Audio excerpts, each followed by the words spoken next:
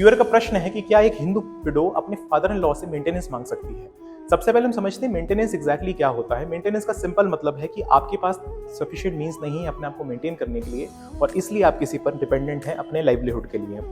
यहाँ पर बात एक हिंदू विडो की हो रही है, तो ऐसे में section 19 subsection 1 of Hindu adoption and maintenance act 1956 के तहत एक हिंदू विडो दो कंडीशंस में अपने फादर इन लॉ से मेंटेनेंस मांग सकती है। सबसे पहली कंडीशन है कि जो प्रॉपर्टीज उसको हस्बैंड से इनहेरिट हुई है वो सफिशिएंट नहीं है उसके लाइवलीहुड के लिए या उसकी इनकम या उसके एक्सपेंसेस को मैनेज करने के लिए।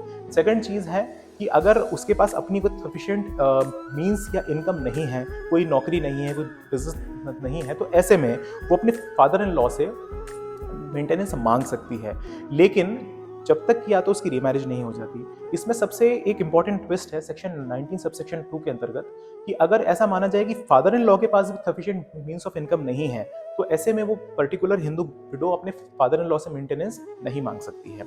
इसमें ऑनरेबल इलाहाबाद हाई कोर्ट ने श्री राजपति वर्सेस श्रीमती भूरी देवी के जजमेंट में इस चीज को स्पष्ट किया था कि अगर एक वाइफ विडो वाइफ इसके पास सफिशिएंट मींस ऑफ इनकम नहीं है और या तो उसके जो हस्बैंड है उसे प्रॉपर्टी इनहेरिट हुई नहीं है या अगर हुई है तो सफिशिएंट नहीं है उसकी इनकम को मैनेज करने के लिए, तो वो अपने फादर इन लॉ से मेंटेनेंस मांग सकती है। ऑनरेबल छत्तीसगढ़ हाई कोर्ट ने श्री धन्ना साहू वर्सेस श्रीमती सीताबाई साहू के जजमेंट में इस चीज को स्पष्ट किया था कि एक जो हिंदू विडो है वो अपने फादर इन लॉ से मेंटेनेंस मांग सकती है उस एक्सटेंट तक जहां तक वो अपने आप को अपने खुद के एक्सपेंस अपने खुद की इनकम सफिशिएंट मीन से मेंटेन नहीं कर सकती है। तो उसका आंसर है यस।